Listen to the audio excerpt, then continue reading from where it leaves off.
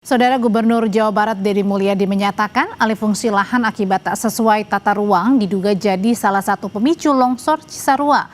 Ia meminta daerah rawan longsor kembali jadi hutan.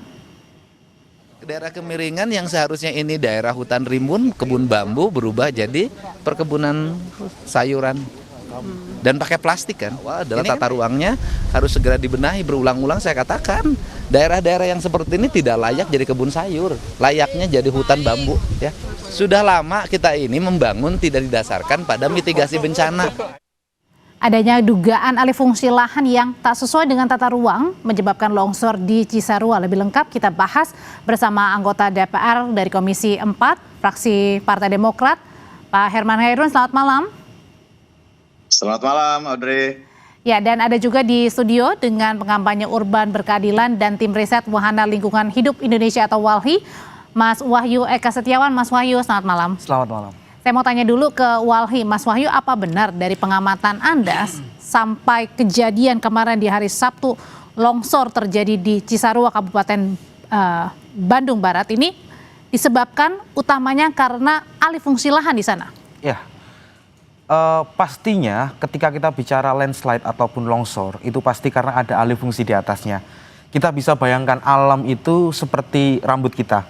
Ketika rambut kita gunduli begitu, tentu ketika kita taruh air maka airnya akan run off cepat begitu. Berarti kalau longsor ada yang material dari atas bercampur dengan air, berarti memang kuat dugaannya memang alih fungsi lahan. Tapi memang jika kita... Sebentar Mas, kalau tadi Mas Wahyu bilang dari hulunya, berarti ini alih fungsi lahan memang bukan dari di kawasan yang longsor saja, berarti dari atas?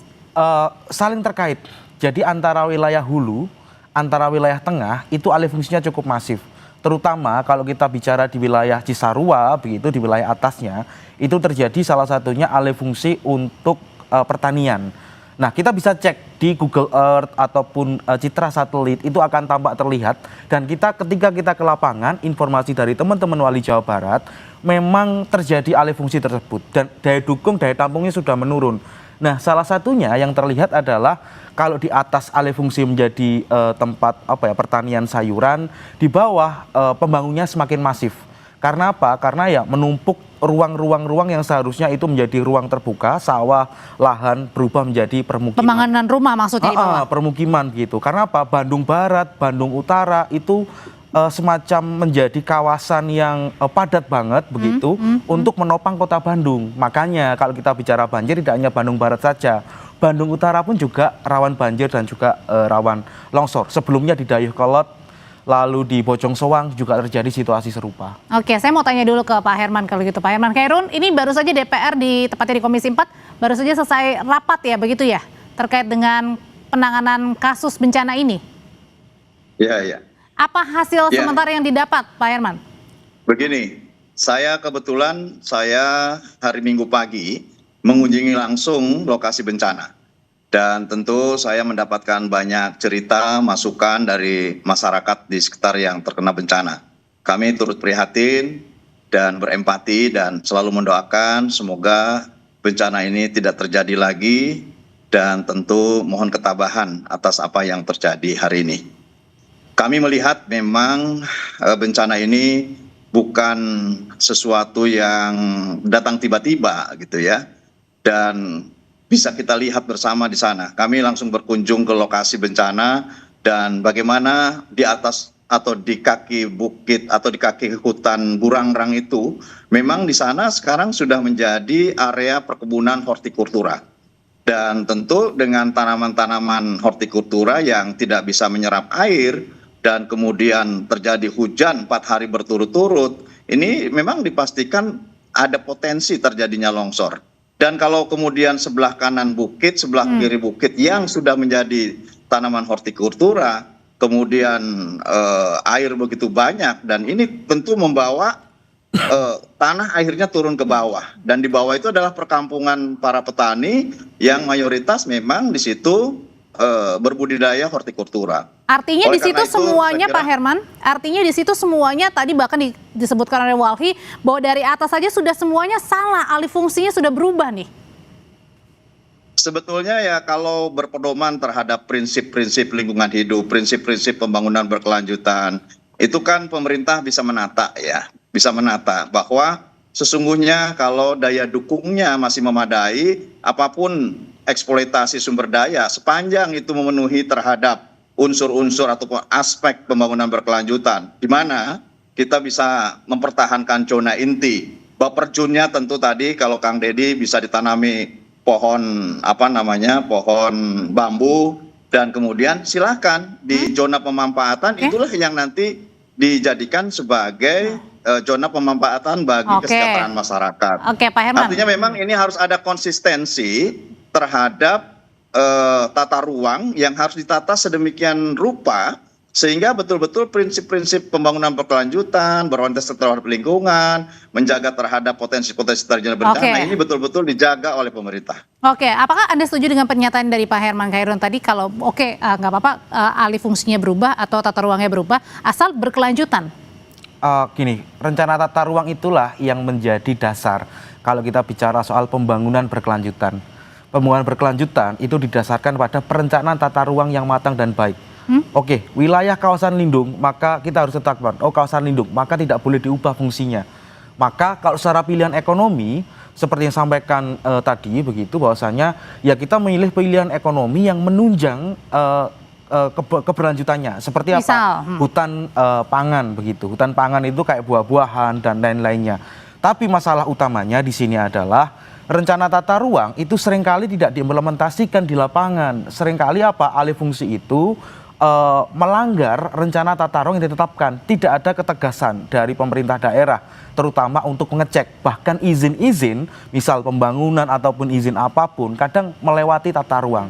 Jadi paradigma rencana tata ruang yang sudah ditetapkan, ini kawasan konservasi, kawasan ekonomi. Maka seringkali yang terjadi adalah harusnya ekonomi itu mengikuti tata ruang, tapi paradigmanya dibalik.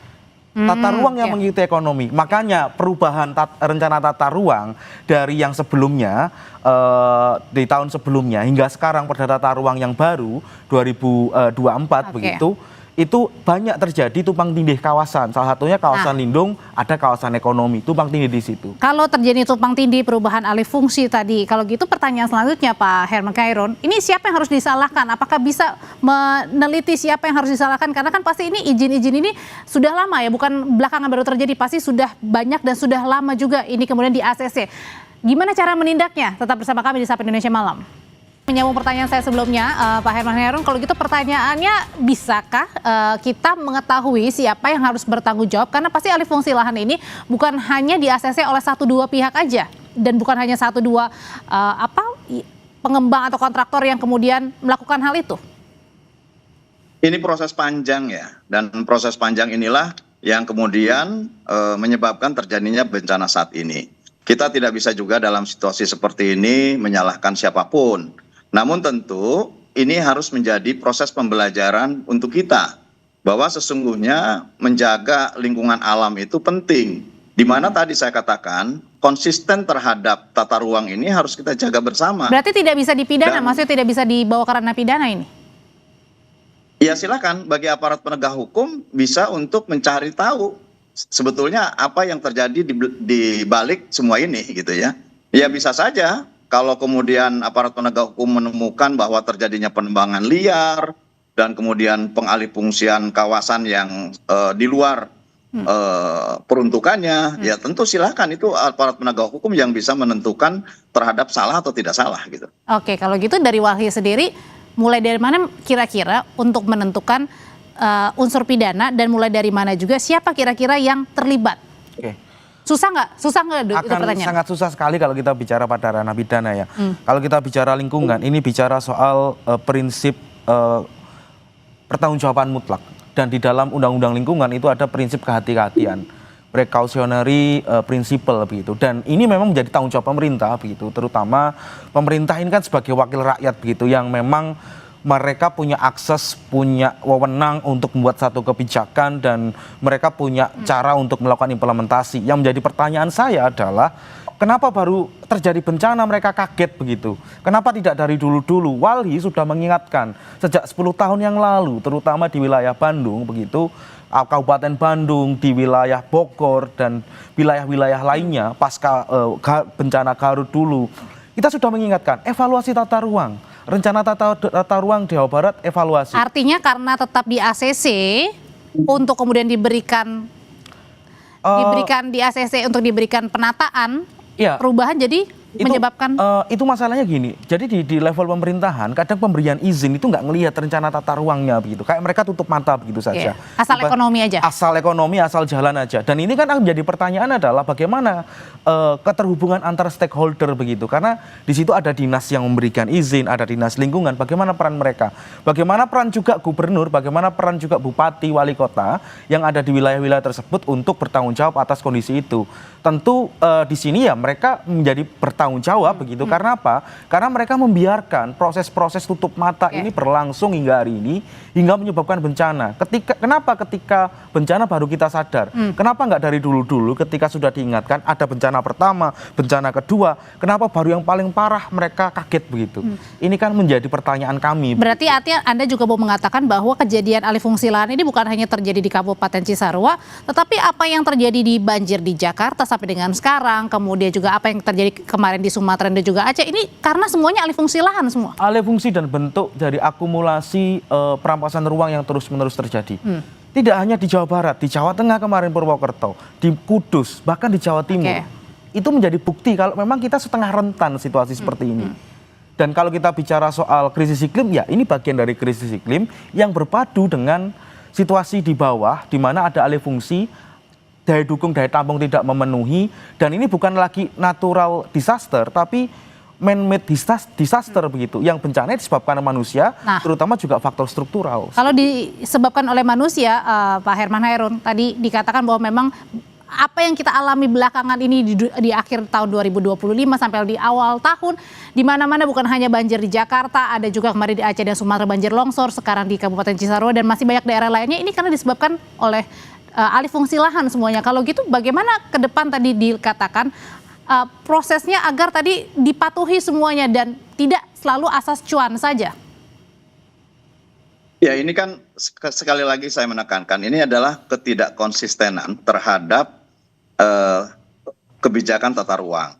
Karena kepemilikan tanah atau hak atas tanah itu kan ada hutan lindung. Kalau hutan lindung mutlak bahwa itu memang dikuasai pemerintah dan dijaga oleh negara sebagai kawasan zona inti yang tidak bisa dipergunakan oleh siapapun. Yang itu dijaga. Namun bagaimana dengan hak atas tanah yang dimiliki oleh warga?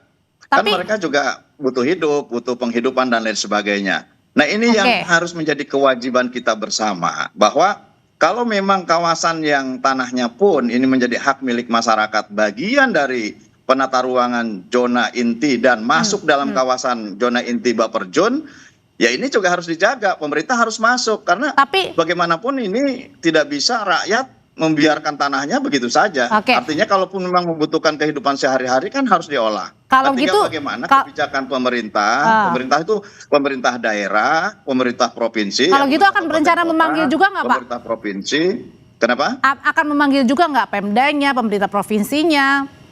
Ya ini kan sudah turun semua kan, Pak Deddy Mulyadi kan tadi sudah menyampaikan pernyataannya juga. Bahkan kami juga apresiasi terhadap penutupan berbagai kawasan penambangan yang itu juga berimplikasi terhadap kerusakan lingkungan. Ini sudah bagus. Dan tinggal bagaimana penataan kawasan-kawasan yang selama ini menjadi hajat hidup masyarakat. Karena bagaimanapun kan masyarakat butuh untuk survive dalam kehidupannya. Tinggal bagaimana kita mencarikan alternatif income bagi masyarakat. Kalau itu memang dalam penata ruangan itu sebagai kawasan zona inti dan sebagai kawasan lindung. Dan ini harus dibicarakan gitu ya, sehingga kemudian tidak semua kawasan pada akhirnya daya dukungnya lebih kecil daripada zona pemanfaatan. Ini kan bahaya. Dan pada akhirnya tadi perikatan antara tanah air yang diikat oleh keberadaan hutan lindung di sana tidak cukup mampu untuk menahan terjadinya longsor pada saat dan ini. Akhirnya terjadi bencana di mana-mana. Terima kasih kalau gitu Pak Herman Hairun, Mas Wahyu juga terima kasih dari Walhi. Selamat malam Bapak-bapak.